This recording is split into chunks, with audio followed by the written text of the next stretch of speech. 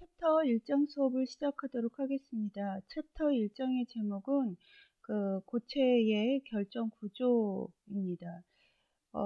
이 고체라는 거는 뭐죠? 고체는 그 물질의 상태인 건데 액체, 기체와는 달리 원자와 원자 간의 거리가 가장 가까운 상태가 되는 거죠.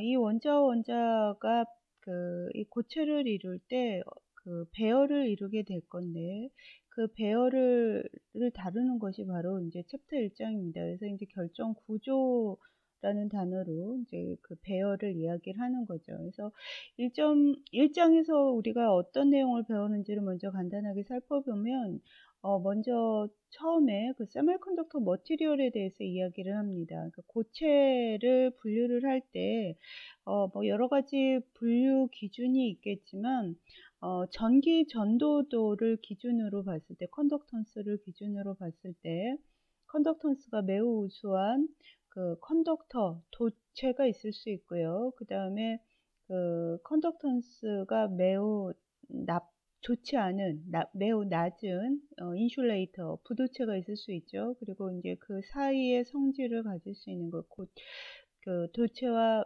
그 인슐레이터 중간 성질을 갖고 있는 것, 혹은 인위적으로 도체나 부도체로 제어할 수 있는 물질, 이런 것들 이제 세미컨덕터라고 하죠. 그래서 그 여러분들이 꼭 기억하셔야 될 거는 우리가 챕터 1.1절에서 이제 소개받게 되는 세미컨덕터 중에 실리콘이라는 그 머티리얼입니다.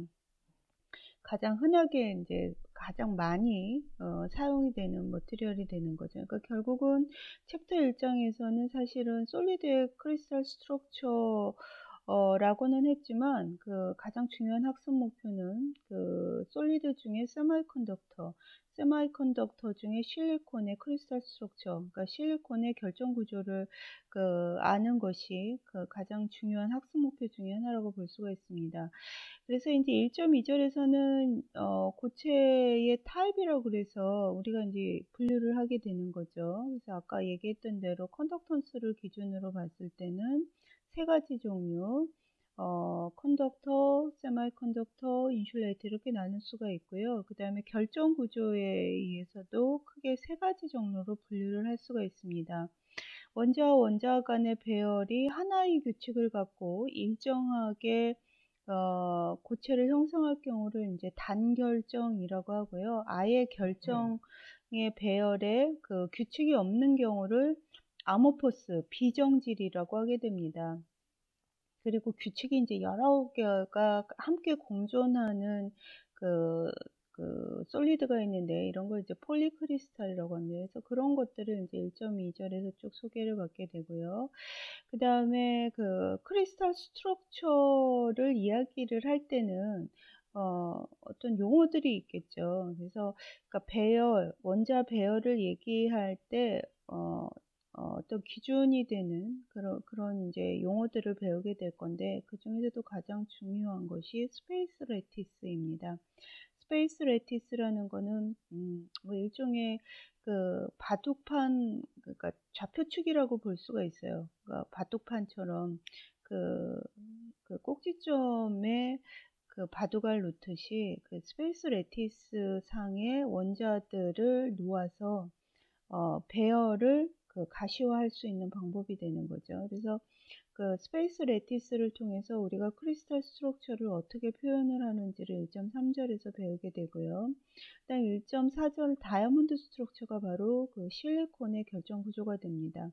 그래서 다이아몬드 스트럭처에서 그 원자들이 어떻게 배열이 되는지를 1.4절에서 배우게 되고, 그다음에 1.5절도 굉장히 중요한 내용인데요. 고체를 이해하는 가장 기본이 되는, 그래서 아마 시험에도 이제 꼭 나오게 될 건데, 그 아토믹 본딩에 대한 이야기입니다. 그러니까 아까 얘기했던 것처럼 고체라는 거는 이제 원자와 원자 간의 거리가 가장 짧다라고 했죠. 그러니까 원자와 원자가 서로 그 짧은 거리를 유지하기 위해서는 서로 끌어당기는 힘이 있어야 될 겁니다. 그래서 이 어떤 힘에 의해서 솔리드가 형성이 되느냐, 그래서 본딩 포스가 뭐냐를 다루는 게 1.5절인데 이게 사실은 여러분이 이제 고등학교에서도 많이 접해 봤을 거예요. 크게 한 4가지 정도가 있죠. 본딩 포스는.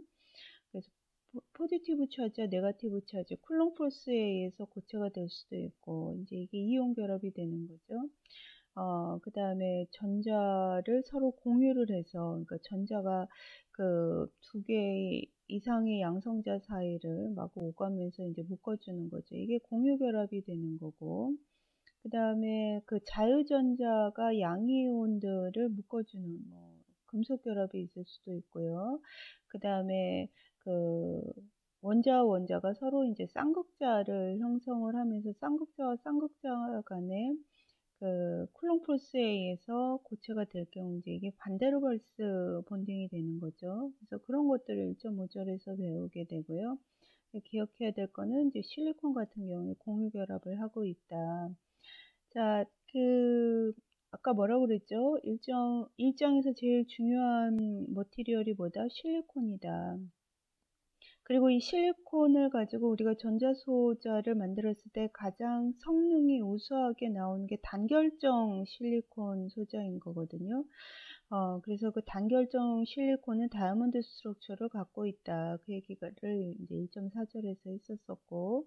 자, 그런데 실제로 그 실리콘을 가지고 우리가 이제 그 아이디얼하게 단결정 구조를 구현하는 것은 어렵습니다. 그래서 프랙티컬하게는 그 결정 구조에 있어서 불완전성이 존재를 하게 됩니다. 그래서 실리콘 결정 구조의 임퍼펙션이 어떤 종류가 있는 건지를 1.6절에서 다루게 되고요. 그 다음에 실리콘 머티리얼이 그러니까 순도가 100%일 수는 없는 거죠. 그래서 여기 안에 이제 임퓨리티 가급적이면 없으면 좋겠지만 어쩔 수 없이 이제 임퓨리티가 존재를 하게 되는데 이런 불순물에 대해서도 한번 생각을 해보도록 하겠습니다.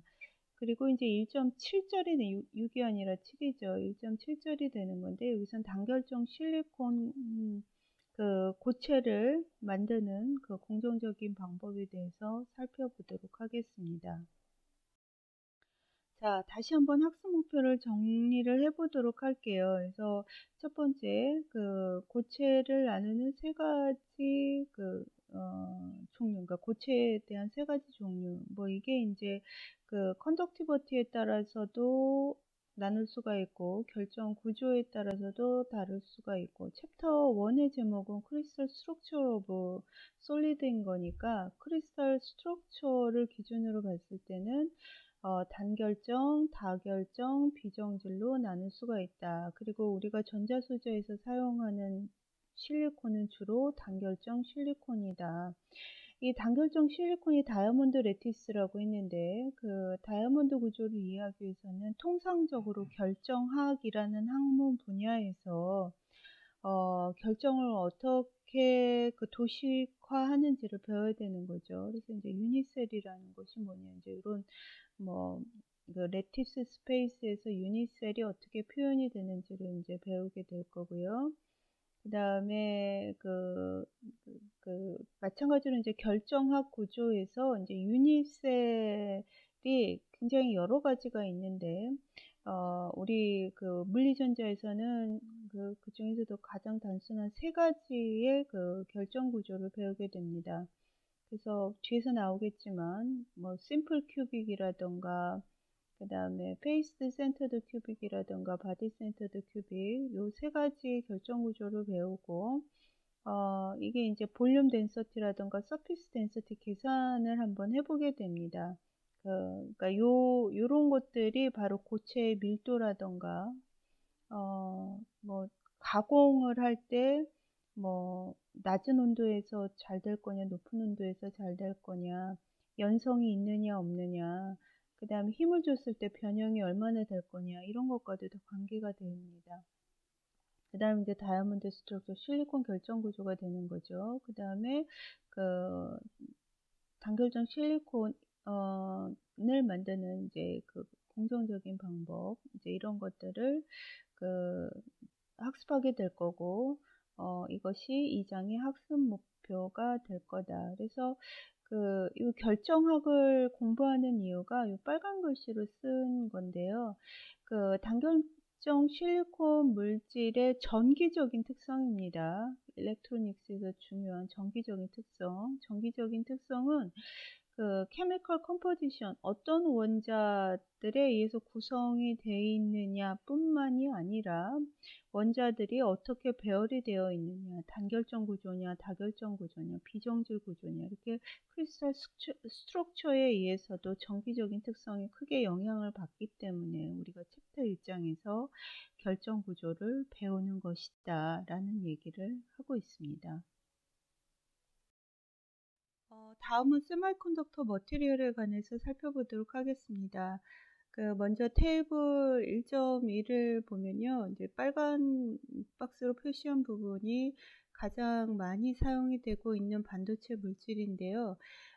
이게 사족의 주기율표, 사족의 실리콘하고 저마늄이 가장 대표적이죠. 이거를 뭐라고 하냐면 하나의 원자로 구성이 된 고체다 해서 엘리멘털 세미컨덕터라고 얘기를 합니다. 여기서 이제 특이한 거는 이제 카본인데요. 카본으로 구성이 된 단결정으로 구성이 된 경우 이제 사족인 거니까 공유 결합을 하고 있을 거고요. 그 단결정일 경우는 뭐가 되는 거죠? 카본이 공유 결합으로 단결정을 하고 있는 경우 이게 이제 그 다이아몬드가 되는 거죠. 다이아몬드는 여러분 뭐 물질의 어떤 특성을 갖고 있죠? 그 정기적인 특성으로 컨덕티버티 기준으로 살펴보면 그쵸. 그 전기가 줄줄 흐르는 다이아몬드는 여러분 들어본 적 없죠. 그래서 이거는 이제 그 반도체 도체도 아니고 또 반도체도 아니고 아주 우수한 부도체로 알려져 있죠. 그래서 이 그 3차원 벌크 구조의 그 카본 고체는 사실은 반도체로는 아직 연구 결과가 보고된 바가 없고요. 이제 가장 최근에 2차원 구조로 만들었을 때, 그러니까 그 평면으로 카본을 배열시켰을 경우 육각형, 그러니까 그 허니콤 구조라고 벌집 모양 구조라고 얘기를 하는데, 이 허니콤 구조의 카본 머티리얼은 아주 우수한 그 컨덕터 특성을 갖고 있다. 그래서 그래핀 연구가 최근 아주 활발하게 되고 있죠. 그래서 요거는 조금 그 그러니까 미래 반도체 소재로 지금 연구가 되고 있는 거고요. 현재는 그 엘리멘털 세미컨덕터로 실리콘과 저마늄이 가장 활발하게 연구가 되고 있다. 이제 이 정도로 여러분이 기억을 하시면 될 것 같습니다. 그 다음에 이제 컴파운드 세미컨덕터가 있습니다. 컴파운드 세미컨덕터는 사족과 사족, 그럼 이제 그 공유 결합이겠죠. 그래서 실리콘 카바이드가 대표적으로 있고요. 이거는 그 결합력이 굉장히 세고 그래서 이거는 이제 그 전력 반도체가 굉장히 하이 볼티지가 인가가 되는 그런 그 전력 소자에서 그 트랜지스터 같은 것을 만들 때 전력 소자용 트랜지스터를 만들 때 사용이 되는 머티리얼입니다. 이외에 컴파운드 세미컨덕터로 이제 3, 5조 그 컴파운드 세미컨덕터가 이렇게 있을 수가 있고, 그 다음에 2, 6 화합물 반도체가 이렇게 있고요. 그 다음에 이게 이제 그 4, 5조 이거는 이제 그 리드 설파이드라고 얘기를 해서 뭐 적외선 감지 소재라던가 이런 특수 목적용으로 사용이 되는 그 반도체가 있습니다. 결합 자체가 지금 이거 보면은 공유 결합은 아닌 거고, 그쵸? 이온 결합, 뭐, 이런 특성들을 함께 가지고 있겠다. 이제 이런 추측을 해볼 수가 있죠. 우리가 자세하게 배우지는 않지만. 그 다음에 이제 얼로이 세미컨덕터가 있습니다. 그 컴파운드와 얼로이를 구별을 하는 방법 중에 하나는 이거는 이제 컴파운드는 화합물이라고 생각을 하시면 되고요. 얼로이는 혼합물이라고 생각을 하시면 될 것 같습니다. 그래서 혼합 비율을 조정을 해서 그 솔리드의 특성을 제어를 할 수가 있는 이런 이제 장점이 있죠. 지금 보면은 여기에 갈륨 아사나이드라는 컴파운드 세미컨덕터에 그 알루미늄을 혼합을 시켜서 지금 그 혼합 비율은 혼합 비율은 보면 지금 X로 표시를 해가지고 이 X가 예를 들어서 0점이다. 그러면은 그 갈륨 아사나이드라는 컴파운드 세미컨덕터에서 갈륨의 비율을 줄이고 그 대신에 알루미늄 비율을 아까 요 프랙션이라고 하는데 이걸 0.2라고 했죠. 그래서 알루미늄을 전체 갈륨 아세나이드에서 갈륨이 차지하는 비율 중에 일부를 지금 알루미늄을 집어넣어서 만든 거죠. 그러니까 혼합물 반도체다 이렇게 생각하시면 좀 쉬울 것 같아요. 그래서 저마늄이라는 엘리멘털 세미컨덕터에다가 실리콘을 혼합을 시켜서 만든 거다. 그래서 이건 이제 그 두 가지 종류의 원자가 혼합이 돼서 바이너리 얼로이 세미컨덕터가 되는 거고요. 그 다음에 이 예시로 보여주고 있는 거는 이제 세 가지 종류의 원자들이 이제 혼합이 이렇게 돼 있는 거죠. 그 다음에 뭐 네 가지 종류의 원자들이 혼합이 돼서 그 쿼터너리 그 얼로이 세미컨덕터를 이룰 수가 있다. 이제 이런 그 분류들을 해볼 수가 있습니다. 테이블 1.1을 이제 다시 한번 이렇게 그 4쪽에 그 초점을 맞춰서 정리를 다시 한번 한 거고요. 이제 요 그림이 다소 복잡해서 우리 책에서는 간단하게 정리해서 테이블 1.2로 보여주고 있습니다.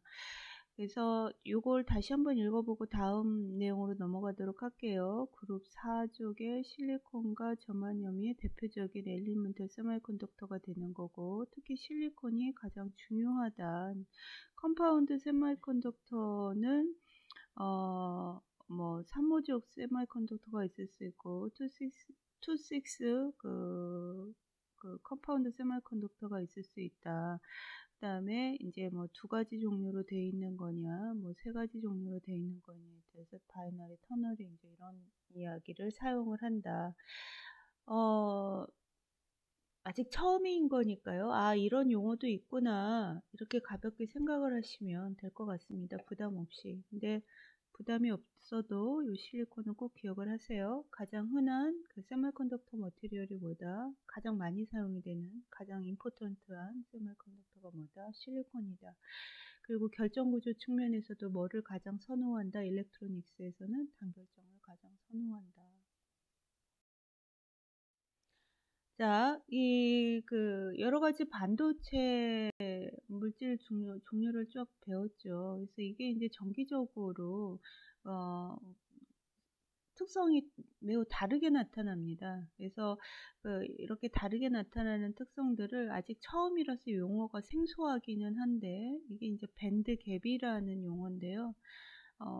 이 밴드갭 시어리는 나중에 이제 자세하게 배울 건데 자꾸 봐야 익숙해지니까 1장에서도 이야기를 했습니다.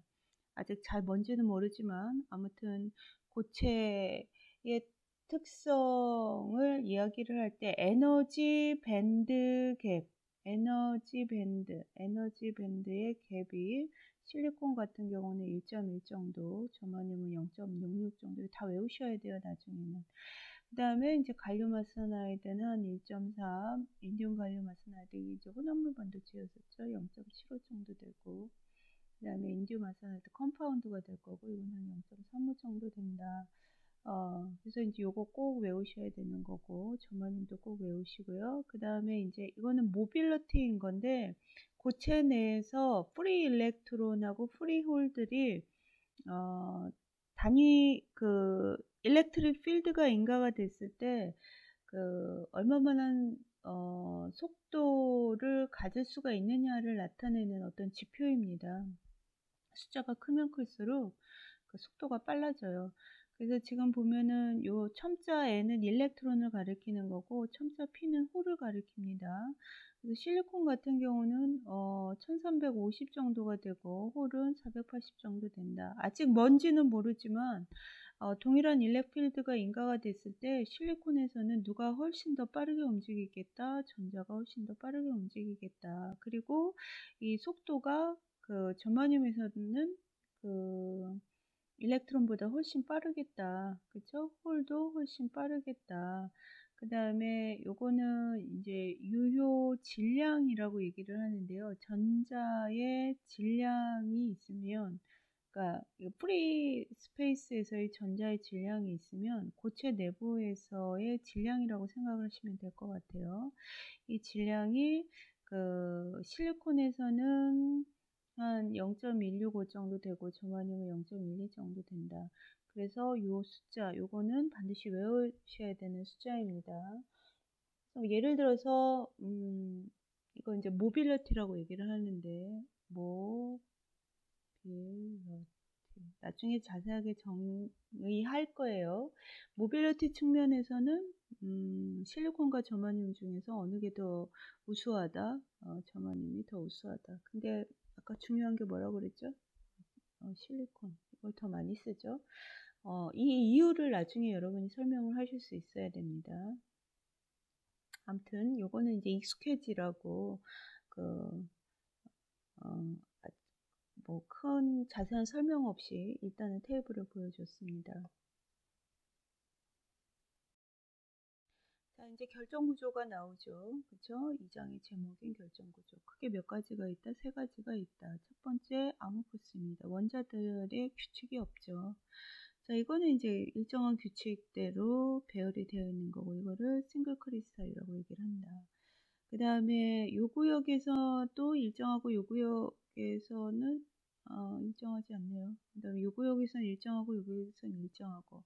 그러니까 고체는 고체인데 규칙이 지금 구역별로 다 다르죠. 요거를 요 구역 일정한 규칙으로 원자들이 배어 있는 요 조그마한 클러스터를 요 구역을 뭐라고 하냐면 그레인이라고 얘기를 합니다. 그레인. 그 다음에 이제 요것도 그레인이 될 거고 요것도 그레인이 될 거고 그러면 이제 요거를 뭐라고 한다? 그레인 바운더리라고 한다. 결정 경계. 자, 요거는 결정의 구조를 2차원으로 표시를 한 거고요. 요건 3차원으로 보여주고 있습니다. 그래서 단결정 구조, 다결정 구조, 비정질 구조가 있다. 어디를 보아도 일정한 구조로 형성이 된 거를 단결정이라고 한다. 중요한 거는 정기적으로 우리가 그 많이 사용하고 있는 소재는 무슨 결정 구조로 갖는다? 단결정 구조로 갖는다. 여기 이제 그레인이란 용어하고 그레인 바운드리란 용어 아까 얘기했죠. 다시 한번 그죠? 2차원으로 보기 쉽게 그려진 거죠. 단결정 구조, 다결정 구조, 비정질 구조, 그레인 바운더리 그죠? 자, 그래서 요거는 한번 다시 나눠볼게요. 지금 보면 이제 다 반도체를 위주로 먼저 살펴보면 전기 전도 측면에서 실리콘하고 저마늄이 단결정 구조로 갖고 있을 경우에는 이제 고성능 전자소자로 많이 사용이 된다. 그죠? 고성능 전자소자로 많이 사용이 된다. 그 다음에 요게 아까 얘기했던 사무적 반도체가 되는 거죠. 사무적 반도체는 주로 이제 요것도 나중에 우리가 양자역학을 배우고 나서 이 사무적 반도체가 실리콘과 저마늄과는 다른 밴드갭 에너지 밴드갭 구조로 갔는데 그때 이제 아마 이게 빛을 방출하는데, 그러니까 정기적인 시그널이 들어오면 이 아웃풋으로 포톤이 나가요. 그래서 이제 얘네들은 인풋이 전기 일렉트리컬 시그널일 때 아웃풋이 일렉트리컬 시그널인 어플리케이션을 고려할 때는 실리콘과 저마늄을 주로 사용을 하고 인풋이 일렉트리컬 시그널일 때 아웃풋이 이제 포톤일 경우를 이때 이제 광소자가 되는 거죠. 광소자 어플리케이션으로 주로 사용을 하게 된다.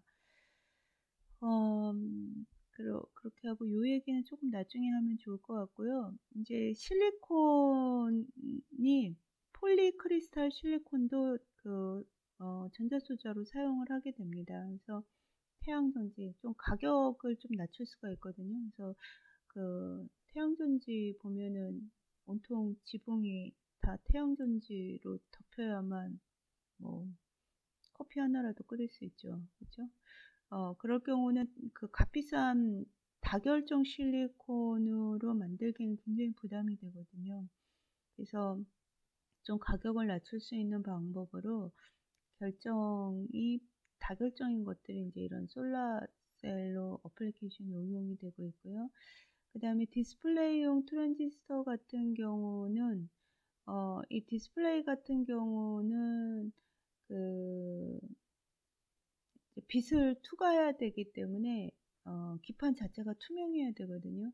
그래서 투명한 기판에서는 단결정을 만들기가 되게 어렵습니다. 그래서 이제 디스플레이용 때는 이제 어쩔 수 없이 다결정 실리콘을 사용을 한다.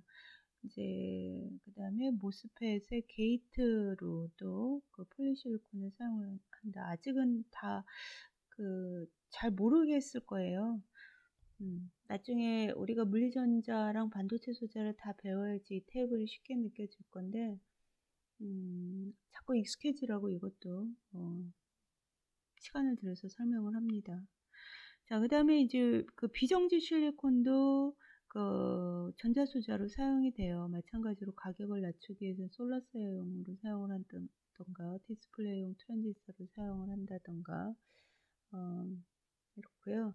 그 다음에 이 비정질 산화물 반도체라는 것도 이것도 이제 아주 최근에 나온 기술인 건데, 이게 이제 주로 이게 투식스 화합물 반도체의 어플리케이션이 되는 거죠. 디스플레이용으로 많이 사용이 되고 있다.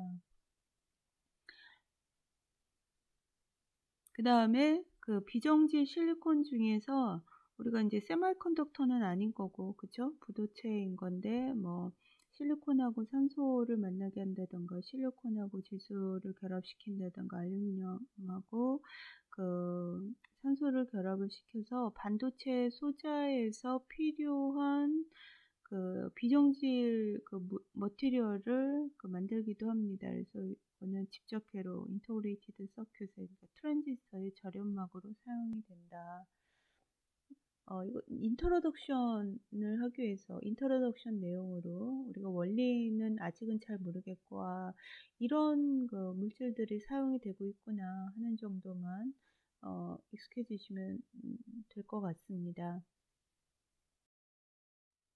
자, 이제 결정 구조를 다루기 위해서 여러 가지 용어들을 우리가 배운다고 했죠. 그 중에 하나가 이제 스페이스 레티스입니다. 이 스페이스 레티스는 우리가 이제 평면을 이런 식으로 표현을 하는 거예요. 마치 바둑판처럼, 그쵸? 어떤 이렇게 간격을 두고, 그쵸? 점을 이렇게 다 찍었죠. 간격을 두고 점을 이렇게 찍었죠. 그쵸? 이런 걸 스페이스 레티스라고 얘기를 합니다. 그래서 실제로 원자들이 이제 어떻게 배열이 되어 있는지를 이 스페이스 레티스 위에 표현을 합니다.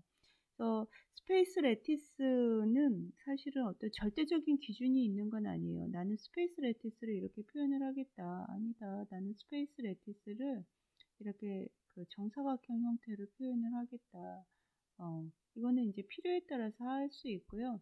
이렇게 스페이스 레티스를 표시를 하고, 예를 들어서 이 물질은 원자들이 뭐 이런 식으로 배열이 되어 있다. 그죠? 뭐 이런 식으로 배열이 되어 있다. 이렇게 그림을 그릴 수가 있습니다. 그러니까 스페이스 레티스라는 거는 뭐다? 고체를 표현을 할 때 어떤 바탕이 되는 좌표축이다, 좌표다, 좌표평면이다, 이렇게 생각을 하시면 될 것 같습니다. 이 스페이스 레티스의 원자를 놓으면, 이 원자를 놓으면 우리가 표현하려는 고체 평면이 되는 건데요. 이 스페이스 레티스의 원자를 배열을 하고 나서 그 원자가 배열이 된 스페이스 레티스를 이제 유니셀이라는 표현을 써서 표현을 하게 되는데요. 이거는 뭐냐면, 그러니까 그러니까 크리스탈의 작은 볼륨이다. 기본 단위다. 이렇게 생각을 하시면 되겠습니다. 그래서 이 유니셀을 반복을 하면 엔타이어 크리스탈을 표현을 할 수가 있다. 오버래핑 하지 말고. 오버래핑.